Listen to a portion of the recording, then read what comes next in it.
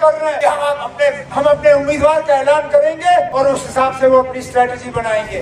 हम भी इतने बेवकूफ नहीं है कि वक्त से पहले ही हम अपने जो है अपना गेम प्लान जो है अपना खेल खेलने का तरीका वो सबके सामने पेश करेंगे। जब भी मैं मीडिया वालों से मिलता हूँ तो पहला सवाल ये होता है आपका उम्मीदवार कौन है, फिर दूसरा सवाल इनका होता है आप उम्मीदवार का ऐलान कब कर रहे हो। हमें ना आपको कुछ नहीं पता है। अरे आप देखिए कोई बात नहीं। अरे नेशनल कॉन्फ्रेंस में सब टाइगर है, यहाँ एक भी टाइगर से कम नहीं है जो आपके सामने बैठे हैं। कौन इनमें से टाइगर नहीं है, लेकिन हम टाइगर का टाइगर इंशाल्लाह इस इलेक्शन में साउथ कश्मीर से उम्मीदवार आपको देके कामयाबी की लहर यहाँ से हम इंशाल्लाह शुरू करेंगे। बशर्ते ये बीजेपी की और उनकी जो बी टीम सी टीम जिनको वो मैदान में उतारने का काम करेंगे वो एक ही सोच में है कि यहाँ अनंतनाग से वोट नहीं पड़ेगा, कुलगाम जिले से वोट नहीं पड़ेगा, शुपिया के बच्ची से वोट नहीं पड़ेगा। वो इस गलतफहमी के शिकार हैं कि पहाड़ी के उस तरफ बेशुमार जो है वोट पड़ेंगे, यहाँ वोट निकलेंगे नहीं। आज इस फंक्शन से सकीना ने एक तीर से दो शिकार किए। अपने वालिद साहब की बरसी तो बनाई, लेकिन उसके साथ साथ इलेक्शन ब्यूगल बजने के बाद ये हमारा पहला सियासी प्रोग्राम है। तो ये मान के चले कि आज नेशनल कॉन्फ्रेंस का इलेक्शन कैंपेन का जो दौर है वो नूराबाद से शुरू सकीना यत्तू साहिबा ने किया। तभी तक हम जब उम्मीदवारों पे बात कर रहे थे, इस बात के बावजूद कि साउथ कश्मीर के पार्लिमानी सीट का इन्होंने नक्शा बदल दिया। एक तरफ से जहां से शेख रफी साहब एमएलए थे शुपिया को काट के श्रीनगर के साथ रखा, दूसरी तरफ से जहां हमारे मसूदी साहब आते हैं, पामपोर, पुलवामा, त्राल, जहां से मोहिदीन साहब आते हैं, राजपुरा, उसको काट के श्रीनगर के साथ रखा। पहाड़ी के दूसरे तरफ से डिक्सन प्लान के तहत रजौरी पुंछ को जम्मू से काट के जनूबी कश्मीर के साथ रखा। इसमें भी बीजेपी की एक बहुत बड़ी साजिश जिसपे मैं आऊंगा। लेकिन जब हम उम्मीदवार की बात कर रहे थे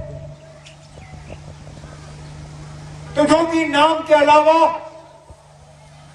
चौथा कोई नाम किसी के पास था नहीं।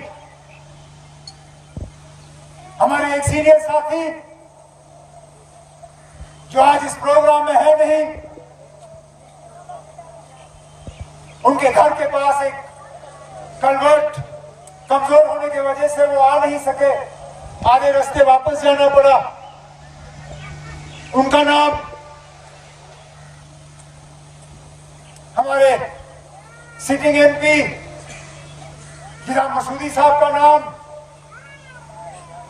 और इन्हीं के साथ अगर तीसरा नाम कोई आया मैंडेट के लिए यहां से भी और रजौरी पुंछ से भी, तो हमारी बहन सकीना यत्तू साहिबा का नाम आया था।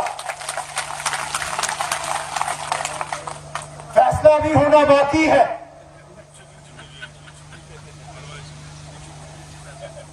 लेकिन उन्होंने ये नहीं कहा कि मैं लड़ने के लिए तैयार नहीं हूं, ये नहीं कहा कि मुझे तंजीम की खिदमत नहीं करनी है, ये नहीं कहा कि मुझे पैनल से बाहर रखिए। उल्टा फारूक साहब को ये कहा जनाब आप मेरे लीडर हैं, मेरे वालिद के बराबर है, यत्तू साहब और आपने एक साथ काम किया, आप जो कहेंगे मेरे सिर आंखों पे, तंजीम के लिए मैं अपने आप को कुर्बान करने के लिए तैयार हूं।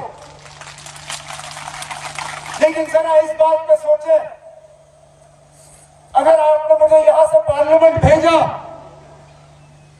और सितंबर से पहले असेंबली के इलेक्शन लगने हैं, तो कहीं ऐसा ना हो कि मेरे नूराबाद के लोग जो है वो मायूस हो और उनको यहां पूछने के लिए कोई ना रहे। सकीना, आप बेफिक्र रहिए, हम नूराबाद के लोगों को मायूस नहीं करेंगे। नूराबाद के लोगों को हम अकेले नहीं छोड़ेंगे। आप जिस भी मुकाम पे अपने आप को पाएंगे, नूराबाद की खिदमत आप करते रहोगे और करने के लिए हम आपसे के साथ कदम से कदम जो है मिला के रहेंगे। ये इलेक्शन कोई मामूली इलेक्शन नहीं है, ये आम इलेक्शनों की तरह नहीं है। पहले तो यहां पे सीटों के नक्शे बदले गए, लेकिन उसके साथ साथ 5 अगस्त 2019 जब हमारी आईन हमसे छीनी गई, जब हमारा झंडा हमसे छीना गया, हमारी पहचान, हमारी शनाख्त, हमारी इज्जत, सारा कुछ बिना हमसे पूछे हमसे ले लिया गया। उसके बाद ये सबसे पहला बड़ा इलेक्शन है। ये एक मौका है कि हम अपनी आवाज न सिर्फ दिल्ली में बल्कि पूरी दुनिया में बुलंद करें कि 5 अगस्त 2019 जो हमारे साथ धोखा हुआ, जो हमारे साथ लूट हुआ, जो हमारे साथ नाइंसाफी हुई, हम उस नाइंसाफी को नहीं मानते। हम अपना हकूक हासिल करने के लिए लंबी लड़ाई लड़ने के लिए तैयार हैं और उसके लिए हम अपने वोट का इस्तेमाल करेंगे। हम उन ताकतों को नाकामयाब करेंगे जिन्होंने हमारी शनाख्त, हमारी पहचान हमसे छीनी, जो आज हमारे जमीनों पे कब्जा लगाने की कोशिश कर रहे हैं, जो हमारे रोजगार को हमसे छीनने का काम कर रहे हैं, जो हमारे बच्चों की स्कॉलरशिप, जो हमारे झंडे, हमारे आईन को तहस नहस करने में कामयाब हुए, हम उन लोगों को इस आने वाले इलेक्शन में यहां से कामयाब होने नहीं देंगे। ये पैगाम हमने यहां से भेजना है और अल्लाह के फजल से, हालांकि हम चाहते थे कि दोनों इलेक्शन इस बार एक साथ हो। 10 साल हो गए हमें असेंबली का इलेक्शन कराए। इससे पहले असेंबली के इलेक्शन 2014 में हुए थे। 2018 के बाद हमारी अपनी कोई हुकूमत यहां रही नहीं। बेताज बादशाह आज हमारे ऊपर राज कर रहे हैं,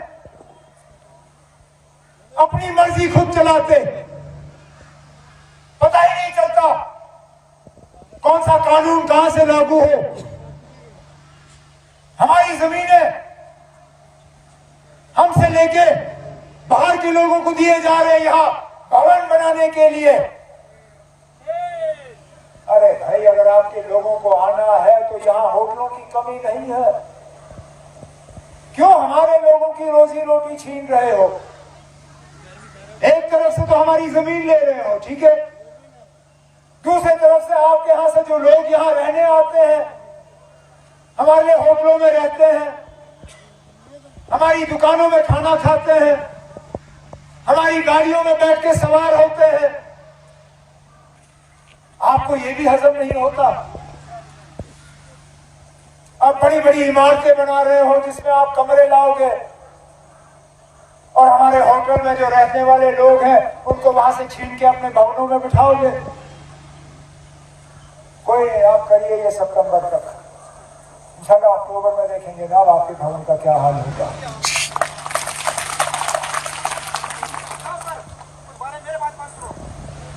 मैं मुझे खत्म करने दीजिए ना।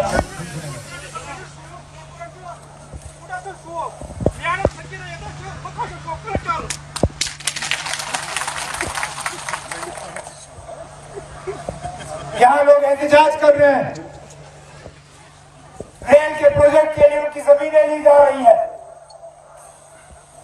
बंजर जमीन लो, हमें कोई एतराज नहीं, लेकिन चुन चुन के उन जमीनों पे जो है आज ऑर्डर निकाले जा रहे हैं जहां पे हमारे सेब के दरख्त हैं,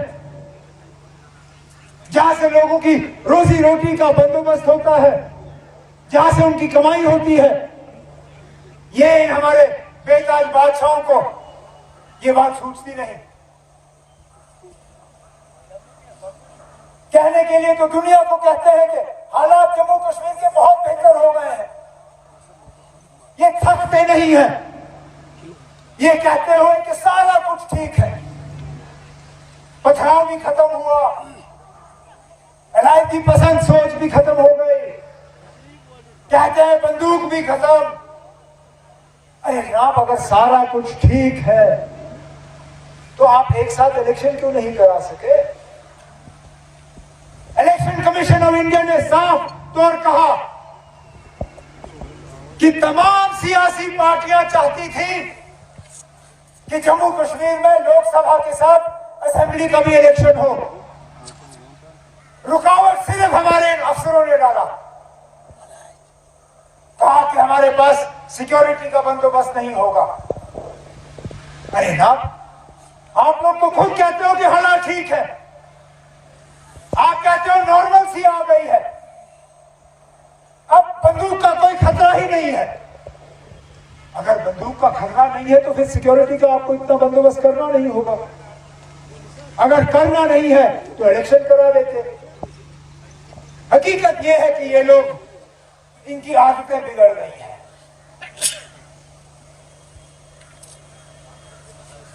इनको मजा आया है हुकूमत का, इनके ऊपर किसी का कंट्रोल नहीं। जो जिस दफ्तर में बैठा हुआ है वो उस दफ्तर में राज करता है, कोई नहीं। निकालिए जितने और दिन आप इस मजे के निकाल सकते हो।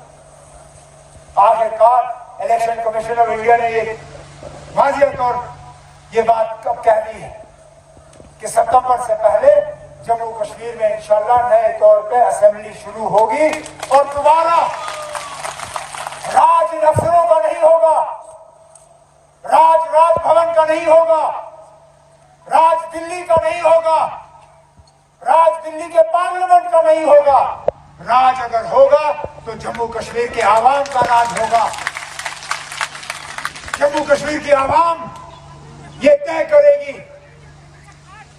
कि कौन सी चीज कहां बननी है, कौन सा प्रोजेक्ट कहां बनना है, कौन सी जमीन किसके हवाले करना है। बाहर से ठेकेदार नहीं आएंगे, बाहर से मुलाजिम नहीं आएंगे, बाहर से मजदूर नहीं आएंगे। दोबारा इख्तिदार और ताकत इंशाल्लाह यहाँ के लोगों के हाथ में दोबारा थमा दिया जाएगा। बीजेपी इस गलतफहमी में है कि लोगों का बंटवारा करके वो यहाँ सीटें जीतेंगे। समझ में नहीं आ रहा था उस वक्त कि राजौरी पुंछ को जम्मू से काट के अनंतनाग के साथ क्यों रखा गया, लेकिन आखिरकार बात सामने आ गई। बिल्कुल अंग्रेजों के तरीके से, जिन अंग्रेजों को निकालने के लिए भी बीजेपी ने कोई खास कोशिश नहीं की थी उस वक्त, बिल्कुल अंग्रेजों के तरीके से डिवाइड एंड रूल, अलग करो लोगों को और राज करो, बिल्कुल वही तरीका अपनाया जा रहा है। कश्मीर को जम्मू से लड़वाना, हिंदू को मुसलमान से लड़वाना, गुजर को पहाड़ी से लड़वाना, यही लड़ाई ये लोग लगाने की कोशिश कर रहे हैं। मकसद उनका ये कि किसी तरह साउथ कश्मीर की सीट पे वो कामयाब हो। गलतफहमी के शिकार है।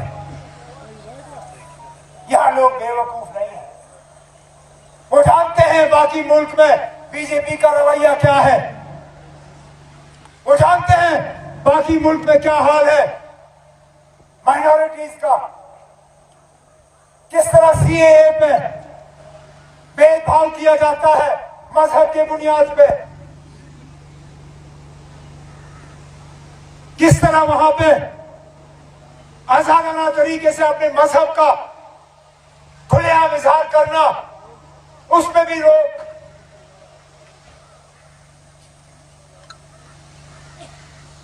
इनको लगता है कि पैसे की बुनियाद पे सारा कुछ होगा। पैसे की कोई कमी नहीं है उनमें। बीजेपी चाहे तो अरबों में यहां पैसा खर्चाएंगे। बहुत अमीर जमात है। पिछले दिनों अखबारों में आपने देखा होगा वो जो बॉन्ड, इलेक्टोरल बॉन्ड का उन्होंने स्कीम निकाला था, पैसा इकट्ठा करने के लिए कितना इकट्ठा किया।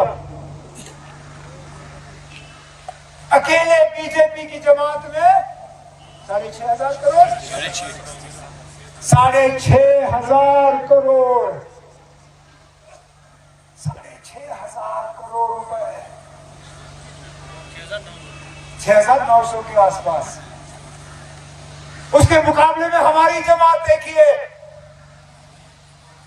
मेरे एक दोस्त जिसका मैं शुक्रिया करते हुए थकता नहीं हूं, एयरटेल मोबाइल फोन वाले, उन्होंने हमें 50 लाख का एक बॉन्ड दिया, कहा जनाब इससे आप अपनी तंजीम चला लो, ये आपके लिए है। कहा हमें 50 लाख और कहा बीजेपी को 6,900 करोड़। कहां मुकाबला होगा ना। लेकिन पैसे का इस्तेमाल उन लोगों को करना पड़ता है जिनके साथ लोग जुड़े हुए नहीं हैं। हमारे 50 लाख ही बहुत हैं, क्योंकि नेशनल कॉन्फ्रेंस के साथ जम्मू कश्मीर की आवाम जुड़ी हुई है। हमें नहीं जरूरत आपके 6,900 करोड़। हमें लोगों को खरीदने की जरूरत नहीं है, क्योंकि हम लोगों के दिलों में बसे हुए हैं। हमें लोगों को लड़वाने की जरूरत नहीं है। हमें किसी को पहाड़ी और किसी को गुजर तराजू में तोड़ने की जरूरत नहीं है। हम जम्मू और कश्मीर को एक दूसरे से लड़वाएंगे नहीं। हम हिंदू और मुसलमान, सिख और ईसाई, बौद्ध और क्रिश्चियन, इनको आपस में लड़वा के अपना फायदा नहीं देखते, क्योंकि हम वो जमात है जिसको विरासत में अगर नारा मिला है बाबा कौम शेर कश्मीर शेख मोहम्मदुल्लाह से, तो इत्तेहाद और इत्तिफाक का नारा मिला है। लाएं, शुक्र है मियां साहब का कलवर ठीक हुआ और मियां साहब पहुंच गए प्रोग्राम में। दे रहा है दुरुस्त है। जैसे मैं कह रहा था, हम वो लोग नहीं हैं जो अलग अलग तराजुओं में लोगों को तोलेंगे, जो इलाके को इलाके से लड़वाएंगे, जो मजहब को मजहब से लड़वाने की कोशिश करेंगे। हमने अपनी जगह अपने उम्मीदवार का फैसला कर लिया है। हम ऐलान नहीं कर रहे, क्योंकि हमारे मुखालिफ बेसब्री से इस बात का इंतजार कर रहे हैं कि हम अपने उम्मीदवार का ऐलान करेंगे और उस हिसाब से वो अपनी स्ट्रेटजी बनाएंगे। हम भी इतने बेवकूफ नहीं है कि वक्त से पहले ही हम अपने जो है अपना गेम प्लान जो है, अपना खेल खेलने का तरीका वो सबके सामने पेश करेंगे। जब भी मैं मीडिया वालों से मिलता हूं, इनका पहला सवाल यह होता है आपका उम्मीदवार कौन है। फिर दूसरा सवाल इनका होता है आप उम्मीदवार का ऐलान कब कर रहे हो। हमें सब पता होता है, लेकिन हमें ना आपको कुछ नहीं पता ना। अरे आप देखिए, कोई बात नहीं ना। अरे नेशनल कॉन्फ्रेंस में सब टाइगर है, यहाँ एक भी टाइगर से कम नहीं। 10 लाख के सामने बैठे हैं, कौन इनमें से टाइगर नहीं है? लेकिन हम टाइगर का टाइगर इंशाल्लाह इस इलेक्शन में साउथ कश्मीर से उम्मीदवार आपको देके कामयाबी की जो है एक लहर यहां से हम इंशाल्लाह शुरू करेंगे। बशर्त ये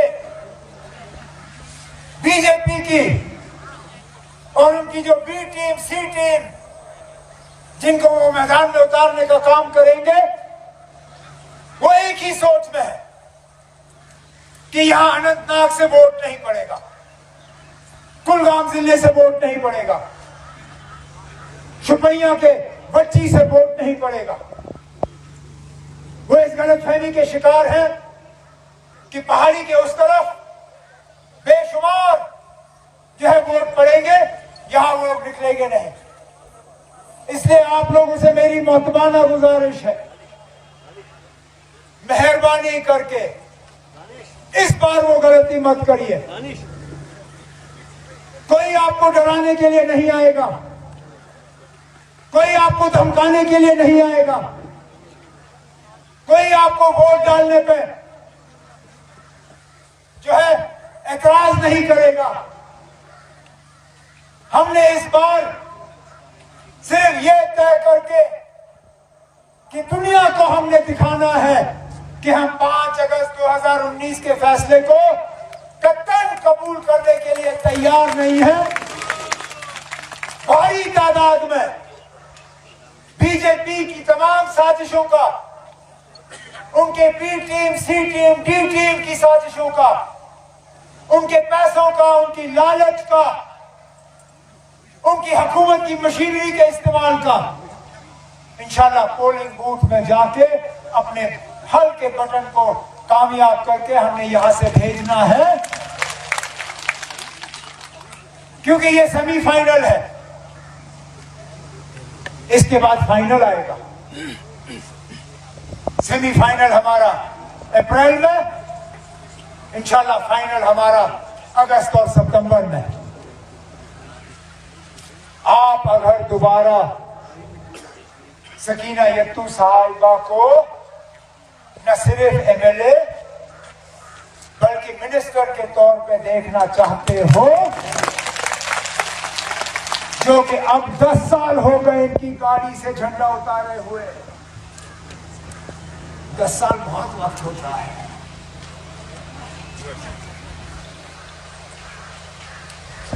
सेमीफाइनल में आप लोगों को पास होके सकीना यत्तू की कामयाबी के फाइनल का आपको तैयारी करनी होगी।